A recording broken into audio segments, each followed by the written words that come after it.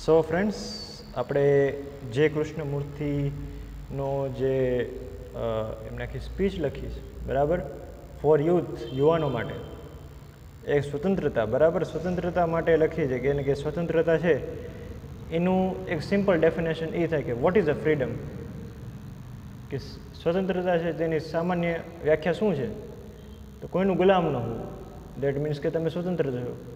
પણ એવું દેખાય છે કે આપણે ઘણી બધી વસ્તુના ગુલામ છીએ, બરાબર. આજકાલનો ખાસ કરીને યુથ છે તે જોવા મળે કે એ તો મોબાઈલનો શું કે ગુલામ છે, એના વગર તો ચાલતું નથી, બરાબર. પછી સિગરેટ છે, દારૂ, તમાકુ, બરાબર. તો આ બધી જે બરાબર શું કે તમે તમારા વ્યસનોના ગુલામ હોય, પોતાના શોખના ગુલામ હોય, બરાબર, પોતાની આદતોના તમે ગુલામ હો, બરાબર. તો આમાં જ એ કહેવામાં આવ્યું છે. તો આપણે જ્યાંથી મૂક્યું હતું ત્યાંથી આપણે થોડુંક આપણે ચલાવશું આજે.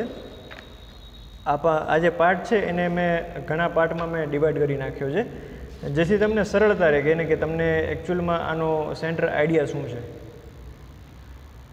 નાવ what does it mean to be free, એટલે કે હવે આઝાદ થવું એટલે કે શું. Is freedom is matter of doing what happen to suit you, going where you like, thinking what you will. This you do anyhow. એટલે કે આઝાદી એટલે કે શું, તમે અનુકૂળ કરવા, એટલે કે તમને જે મન ફાવે કરવામાં આવે, કે તમે ઈચ્છો તે વિચારી શકો, આમ તો તમે ગમે તે કરી શકો. Merely to have independence. Does that mean freedom? Many people in the world are independent, but very few are free. ધ્યાનથી જરાક હું તમને ફરીથી બોલું છું. Many people in the world are independent, but very few are free. બરાબર. એટલે કે માત્ર આઝાદી મળી જવી એ શું આઝાદી કહેવાય? દુનિયામાં ઘણા લોકો આઝાદ છે, પણ કોઈ સ્વતંત્ર છે, બરાબર, પણ ભાગ્યે જ કોઈ સ્વતંત્ર છે, બરાબર.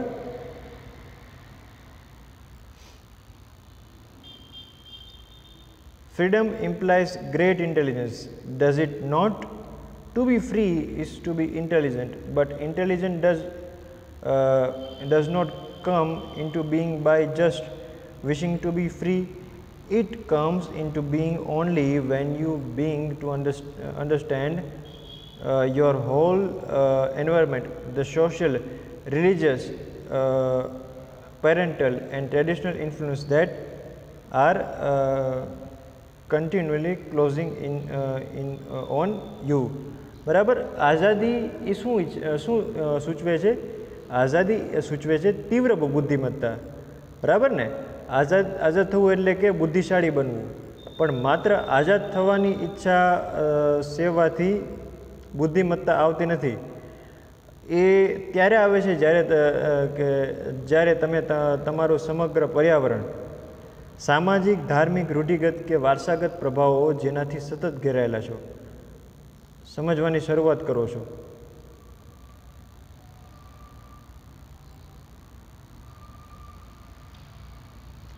But to understand the various influence, the influence of your parents, of your government, your society, of the culture to which you belong, of your beliefs, your gods and superstition, of tradition which you confirm unthinkingly.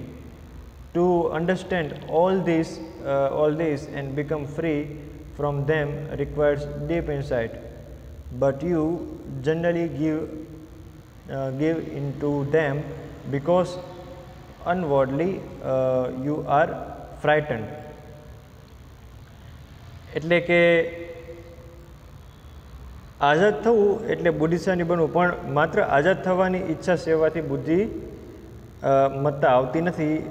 એ ત્યારે આવે છે જ્યારે તમારું સમગ્ર પર્યાવરણ, સામાજિક, ધાર્મિક, રૂઢિગત, વારસાગત પ્રભાવો જેનાથી તમે સતત ઘેરાયેલા રહો છો, સમજવાની તેને શરૂઆત કરો છો, બરાબર. પરંતુ વિવિધ પ્રભાવો જેવા કે તમારા મા બાપનો પ્રભાવ, તમારી સરકાર કે તમારા સમાજના પ્રભાવો, તમે જે સંસ્કારમાં ઉછર્યા છો તેનો પ્રભાવ, તમારી માન્યતાઓનો પ્રભાવ, તમે જે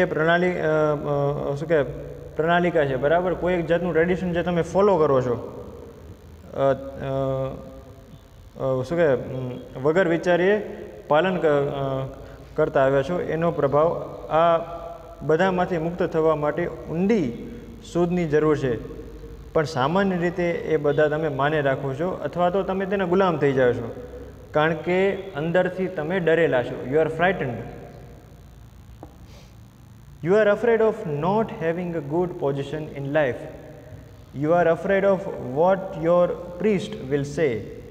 You are afraid of not following tradition, of not doing the right thing.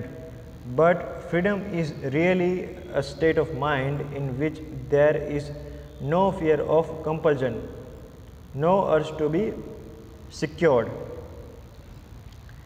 એટલે કે તમને બીક લાગે છે, બીક સૌથી મોટું હથિયાર છે બીવરાવાળાનું. બીક લાગે છે કે તમે જીવનમાં સારું સ્થાન નહીં મળે, તમને ડર છે કે તમારા ધર્મગુરુ જે તમે શું કહે છે, જે ટ્રેડિશન છે, જે પ્રણાલિકા તમે ન અનુસરવા ડરો છો, તેમજ સાચું ન કરવાથી તમે ડરો છો. પણ આઝાદી ખરેખર એ માનસિક અવસ્થા છે જેમાં નથી કોઈ ડર કે દબાણને સ્થાન, કે નથી કોઈ અંતઃપ્રેરણાને બળજબરીપૂર્વક સાચવવાની કે રાખવાની ઝંઝટ. Don't most of us want to be safe? Don't we want to be told what marvelous people we are, how lovely we look, or what extraordinary intelligence we have? Otherwise, we would not put letters after our names. All that kind of things gives us self-assurance, a sense of importance. We all want to be famous people, and the moment we want to be something, we are no longer free. આપણામાંથી મોટા ભાગના લોકો સલામત રહેવા નથી ઈચ્છતા. બધા નથી હોતું કે એને કંઈક ઘર પરિવાર હોય, સુખી સંસાર હોય, એવું બધા નથી ઈચ્છે. ના, બધાની એવી જ ઈચ્છા હોય છે.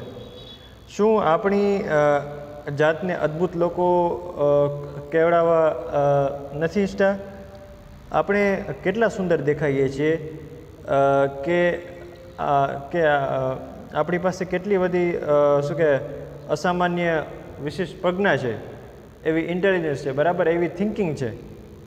નહીં તો કદાચ આપણામાંથી આપણા નામની પાછળ આપણે અક્ષરો ન મૂકે. We all to be famous people.